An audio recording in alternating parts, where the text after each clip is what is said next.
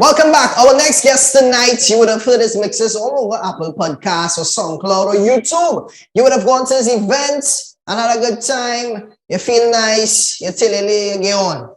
But now you also listen to his music that he produces all over the world now, all over all the platforms. You're hearing his music now. So you're hearing his mix, you're enjoying the music in the event. This man is a media mogul. Help me welcome DJ Private Ryan. Going on, bro? How was that intro? That was awesome. Like, I need to put you on. Oh my gosh! I did it for that. I was like, pretty much I have to be there. Yeah, boy. You're ready. How are you, sir? How's everything panning out? You still in Trinidad? Everything. Yeah, I'm still in Trinidad. I'll be leaving soon. I have to head out to go and do some stuff outside. But yeah, it's been a journey. I've been working, in the quarantine, just making some new music and stuff too. Working on some new projects. So yeah, it's been a time to kind of just sit still. Right. So the new rhythm is Finesse the Zest. How that came about? It's a soca, man. It's a fusion kind of thing. Huh? Yeah, fusion. I mean, the thing is that people have heard the soca stuff so far, but there's a lot of fusion stuff, whether it be Afrobeat, dancehall, hip hop, trap fusions, all those things that I've been working on that are coming over time. Finesse the Zest was just a project which I had the rhythm for a little while. I made that I think right before quarantine. I actually made it in the midst of I think Carnival, right. And I just wanted to put out something that was a little different.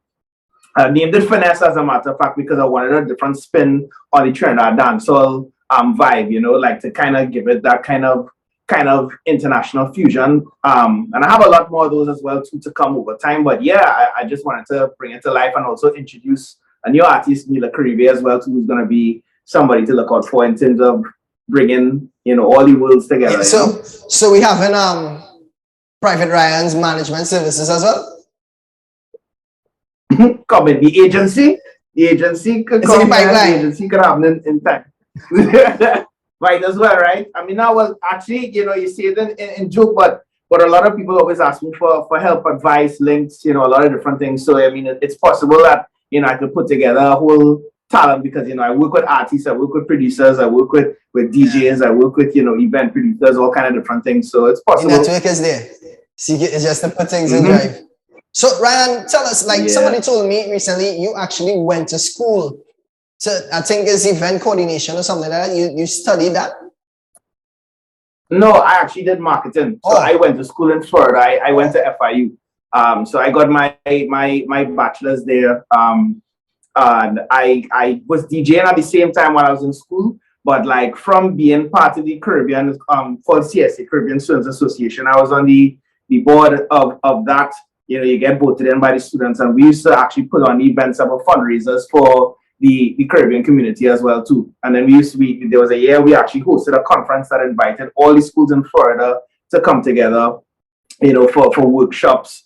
Events and all those things. So we, it was from then, you had the event bug, you were playing events, you were helping planning events, you conceptualizing flyers and doing all those things. So all those things when you work from long time. You've been practicing for events. Even as a DJ, you had it in mind, you planned it, yo, eventually I am going to start throwing events. Or is that something that just happened? Well, it's a little bit of both because, years ago, before I started making the mixes, you had an idea in terms of what you wanted the mixes to be, but I always had in my head that I wanted the mixes to actually evolve into something else, which is why each mix has its own name, its own personality. Yeah. And so when you see Soca Brainwash, Soca Brainwash, when Soca Start, Soca Start, Press Play, Nostalgia, Reggae Magic, all of them could literally become different types of events because everybody has varying taste in music. Not everybody's going to be into the same things. So that's why also the most versatile DJ in the world and all those things. And even in the productions, what I've done is create a fusion of sound that I think that a lot of people like, whether you like soca or not, but the intention is to draw you into this world so you can hear it and it can relate to you and those things too. So that was always the mission. Nice. So and the name as well of the event, Soca Brainwash, is yo, when you come in, you must live and love soca. It's the representation of soca. Yeah, it's a representation of soca, but told through the eyes of the DJ. Because as a DJ, what I found was that there was no event that highlighted us as the rock stars of the soca movement as well too. Because you have the artists who are very important. They come and but by the time Carnival Week, well, because Trinidad was the genesis or the flagship one. Yeah. By the time you reach Carnival Saturday, you've probably seen all the major headliners play and do their routines, over and over again, from Marshall to Kes to Bungie, Patrice, everybody. You've seen them throughout the week. And I said I wanted to create something that actually took the international DJs who are pushing, the music global, and put them on the stage and then let them tell the story of soca through DJing as well too, and I'll be part of that as well. And people receive it well, people really love it. People come. It's also because I consider soca brainwash like a couple of festivals happening at the same time. So you have the music, which is the DJs. It's a food festival as well because we have plenty food. So we highlight a lot of food from the Caribbean. It's a drinks festival as well because, drinks are happening. Yeah. We incorporate culture as well too because we have the pan, the peregrinas, the mocha jumbies. We have a lot of things going on that we showcase in the event itself that actually bring everything together, and it's just an immersive experience. So, bringing that to life is a project, but I love it. Trust me, I saw it, I was walking past, I tried to get in, I get a little peep. Hey, right, and then doing big things here. They give you the ticket, boy. It's a real big ticket. But the manner in which you do it in Trinidad, you're going to do it like that in Miami as well? Miami, we can't do it at that level yet. Of course, it's a very expensive thing to do, especially when we do it in Trinidad. But it is partly so because the food isn't included in Miami, but the drinks are.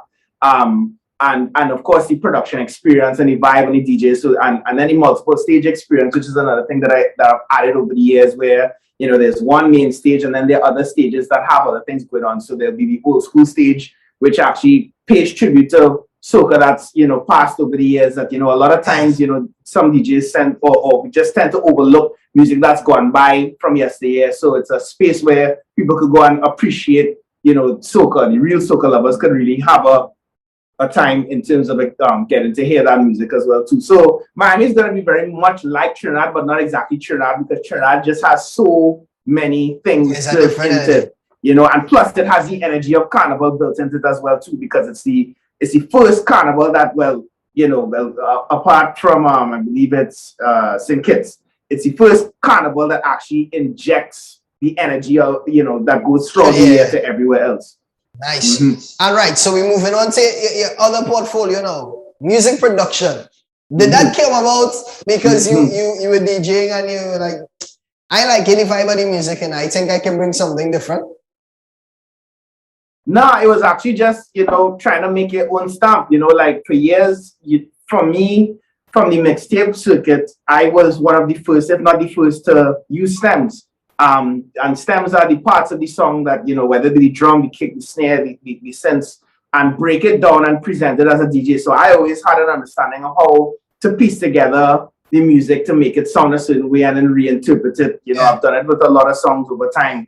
And then, from doing that, I just and then from also being influenced and traveling and listening to a lot of different types of music, I developed my own style, and I would make things that I would say, hey, this is something that I would move to. I think people would just having fun with it in my own way. And all the productions so far have been that, just me express myself in different ways, and more to even come because there's just so many. I like to make the festival song, but I also I could make a real party song. I could make a road song, and I could make funky stuff, and that's what I'm really on a mission to do, to make it fresh. Everything can't stay the same all the time. So just take your interpretation and make things fresh and good for people to have fun. So Ryan, you are actually on the boards building beats and I built all the beats that have come out have been me that built it. Any polishing, I could work with some talented engineers, like let's say for example Philly Love. I did work with Sheriff, who was instrumental, and Kevin, who also works on Soca Brainwash Me. He's DJ Kevin as well too. And we the polish and stuff, I have people around me that to help me get the right sound out because they are seasoned engineers. I am not a seasoned engineer, but I do make all the beats. I do put the ideas into it. You know, I do coordinate getting the artists. I did write like the songs that you're gonna hear coming up soon. I wrote some of those songs for some artists, including you know stuff that's coming with Freetown, Patrice, Second Star, Neutron.